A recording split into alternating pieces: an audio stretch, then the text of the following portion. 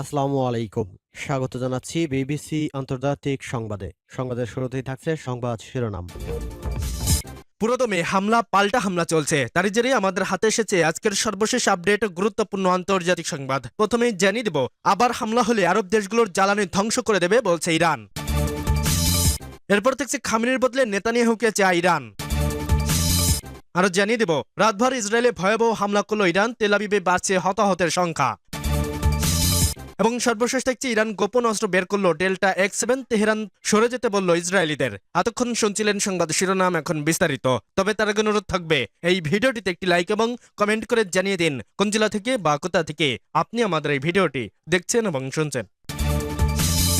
আবার হামলা হলে আরব দেশগুলোর জ্বালানি ধ্বংস করে দেবে ইরান। ইরানের ইসলামিক রেভলিউশনারি গার্ড কর্পস করা হুঁশিয়ারি দিয়েছে। তারা বলেছে, নিজেদের জ্বালানি খাতে আবার হামলা হলে উপসাগরীয় প্রতিবেশীদের তেল গ্যাস অবকাঠামো পুরোপুরি ধ্বংস করে দেওয়া হবে। ইরানের রাষ্ট্রীয় মিডিয়া প্রকাশিত এক বিবৃতিতে IRGC বলে, আমরা আবারও সতর্ক করছি যে তোমরা ইসলামিক প্রজাতন্ত্রের জ্বালানি অবকাঠামোয় হামলা করে বড় ভুল করেছ। এর জবাব দেওয়া শুরু হয়ে গেছে।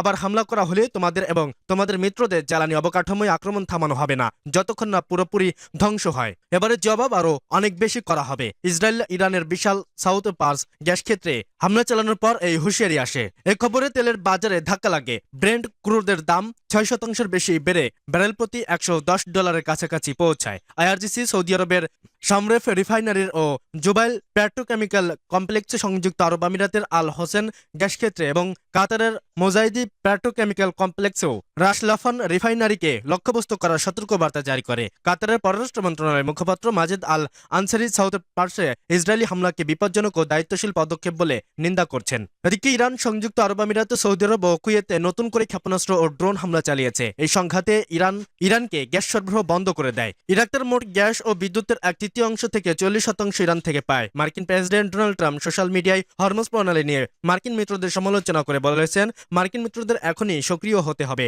এবং হরমুজ প্রণালী খুলতে সাহায্য করতে হবে। এই সংঘাতের শুরু থেকেই মার্কিন সেন্ট্রাল কমান্ড ইরানের ভেতরে 5000-এর বেশি লক্ষ্যবস্তুতে হামলা চালিয়েছে। এই যুদ্ধ শুরু হওয়ার পর থেকে হরমুজ প্রণালীতে দৈনিক জাহাজ চলাচল প্রায় 90% কমে গেছে।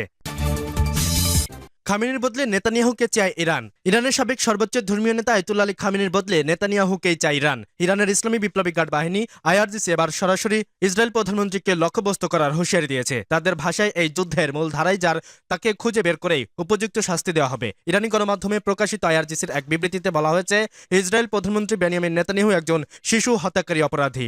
যদি এই অপরাধী বেঁচে থাকে তাহলে তাকে খুঁজে বের করে ধাওয়া করা এবং হত্যার চেষ্টা অব্যাহত রাখা হবে। এই বক্তব্য সামনে আসার পরে নতুন করে চাঞ্চল্যকর তৈরি হয়েছে আন্তর্জাতিক অঙ্গনে। ইরানের এই হুঁশিয়ারি এমন এক সময় এলো যখন মধ্যপ্রাচ্যের সংঘাত ক্রমেই ভয়াবহ রূপ নিচ্ছে।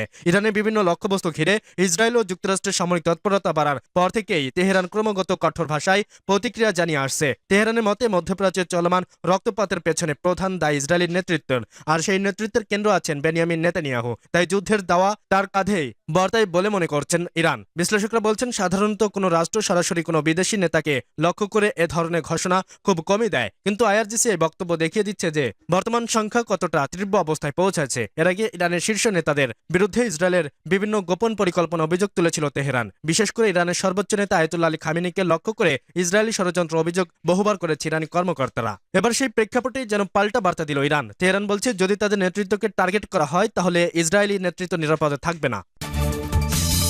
রাতভর ইসরায়েলে ভয়াবহ হামলা করল ইরান, তেল আবিবে বাড়ছে হতাহতের সংখ্যা। ইরানের মনোবল ভেঙে দিতে একের পর এক পরিকল্পিত হামলা চালাচ্ছে যুক্তরাষ্ট্র ইসরায়েল, আর তাতেই শুরুতেই আলী খামেনিকে শহীদ করেও ক্ষান্ত হয়নি তারা। এরপরও ইরানের চেয়ে নিজেদের শক্তিশালী প্রমাণ করতে হঠাৎই ইরানের শীর্ষ নিরাপত্তা কর্মকর্তা আলী লারিজানি এবং সোলাইমানিকে পরিকল্পিতভাবে হত্যা করে ট্রাম্প ও নেতানিয়াহুর বাহিনী। এই হত্যাকাণ্ডের মাধ্যমে ইরানের মনোবল ভেঙে দিয়ে তাদের দুর্বল করতে চেয়েছিল তারা, কিন্তু তাদের সেই আশায় গুরুবালি। এই হামলার পর আরও দ্বিগুণ প্রতিশোধে যুক্তরাষ্ট্র ইসরায়েলের উপর হামলা শুরু করেছে সাহসী মুসলিম দেশ ইরান। চলমান যুদ্ধের মধ্যেই ইরানের প্রধান নিরাপত্তা কর্মকর্তা আলী লারিজানি ও সোলাইমানিকে শহীদ করাটা মোটেই মেনে নেয়নি ইরান। ইরানের পররাষ্ট্রমন্ত্রী আব্বাস আরাগচি এ নিয়ে বলেছেন যে ইরানের মনোবল এতটাই ঠুনকো নয় যে কোনো একক নেতা বা কর্মকর্তা হত্যা দেশের ব্যবস্থাকে নাড়িয়ে দিতে পারবে। আর সেই ধারাবাহিকতাই এই দুই শীর্ষ নেতার হত্যার প্রতিশোধ নিতে ইতোমধ্যেই ইসরায়েলের রাজধানী তেল আবিব থেকে শুরু করে বেজমস দখলকৃত জেরুজালেমে আঘাত আনে ইরানি বাহিনী। এছাড়াও তাদের গুরুত্বপূর্ণ রেল স্টেশন ও অস্ত্র কারখানাও গুড়িয়ে দেয় তারা। এছাড়াও ইরানের বিপ্লবী গার্ড বাহিনী IRGC জানিয়েছে, লারিজানির মৃত্যুর প্রতিশোধ হিসেবে তেল আবিব শহরে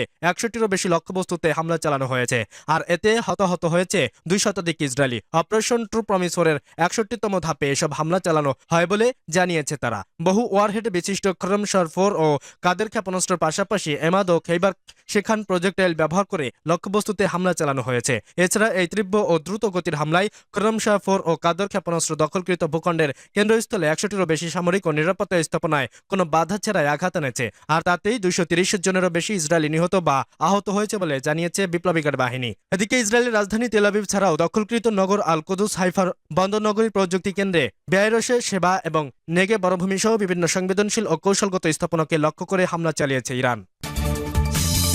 ইরান গোপন অস্ত্র বের করলো ডেল্টা X7। তেহরান সরে যেতে বলল ইসরায়েলিদের। কেউ প্রস্তুত ছিল না এই খবরের জন্য, একদমই না। ওয়াশিংটনের পেন্টাগনের ভেতরে যারা বসে 24 ঘন্টা দুনিয়ার সামরিক নাড়াচাড়া পর্যবেক্ষণ করেন তারাও না। তেল আবিবে মোসাদের যে টিম ইরানের প্রতিটি নড়াচড়া ট্র্যাক করে তারাও না। লন্ডনে MI6 না, এমনকি মস্কোর GRAও না। 48 ঘন্টা আগে পর্যন্ত সবকিছু স্বাভাবিক ছিল। ইরানের উত্তরে সেই বিশাল মরু প্রান্তরে কিছু সামরিক তৎপরতা চলছে, এতটুকুই জানা ছিল। কিন্তু এটাকে কেউ আলাদা করে গুরুত্ব দেয়নি। ইরান এসব তো করেই থাকে, মাসে একবার দুবার মরুভূমিতে কিছু না কিছুই পরীক্ষা চালায়। তো এবার সেরকম কিছুই এটা হচ্ছে ধরে নেওয়া হয়েছিল। কিন্তু তারপরও যা হলো সেটা কেউ আগে থেকে কল্পনাও করতে পারেনি। ঘটনা ধরা পড়ে একটা কমার্শিয়াল স্যাটেলাইট, হ্যাঁ সামরিক স্যাটেলাইট না, এটা সাধারণ বাণিজ্যিক অর্থ অবজারভেশন স্যাটেলাইট। সেই ফুটেজ যখন একটা ওপেন সোর্স ইন্টেলিজেন্স গ্রুপের হাতে পৌঁছায় তখন তারা প্রথমে ভেবেছিল ডেটায় গরমিল আছে, সেন্সর ক্যালিব্রেশন সমস্যা আছে। কিন্তু 3-4বার ক্রস চেক করার পরও ফলাফল একই, কোনো ভুল নেই, সেন্সর কোনো ত্রুটি নেই।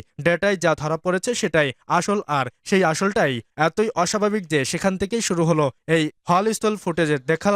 চোখ প্রথমেই যা ধরা পড়ে সেটা হলো মরুভূমির দোসর বুক চিরে লম্বা একটা ধুলোরেখা দ্রুত সরে যাচ্ছে, এত দ্রুত যে ফ্রেমের কোনো থেকে অন্য চলে যেতে সময় লাগছে মাত্র কয়েক সেকেন্ড। সেই ধুলোরেখায় মাথায় কিছু একটা আছে, ঠিক কি সেটা বোঝা যাচ্ছে না পরিষ্কার করে। দেখতে মনে হচ্ছে মাটিতে চলা কোনো যান আকাশ ওঠেনি, মাটি ঘেঁষে ছুটেছে। কিন্তু যখন সে যানের গতি মাপা হলো, অ্যানালিস্টের প্রথমে নিজেদের হিসাব বিশ্বাস করতে পারলেন না। ঘন্টায় 1200 কিলোমিটারের ওপর, ঠিক শুনেছেন, 1200 শব্দ বাতাসে যে গতিতে চলে সেটা ঘন্টায় 1215 কিলোমিটার। তার মানে এই রহস্যময় শব্দটি শব্দের সমান গতিতে মাটি ঘেঁষে ছুটে। সেদিন এটা শুনতে যতটা স্মল মনে হচ্ছে আসলে ততটা স্মল না একেবারেই। একটু বুঝিয়ে বলি, আকাশের ওপরে উঠলে বাতাস পাতলা হয়ে যায়, ঘর্ষণ কমে, তাই উচ্চ গতি তুলনামূলক হচ্ছে সেখানে। কিন্তু মাটির কাছে সেখানে বাতাসের ঘনত্ব প্রচণ্ড।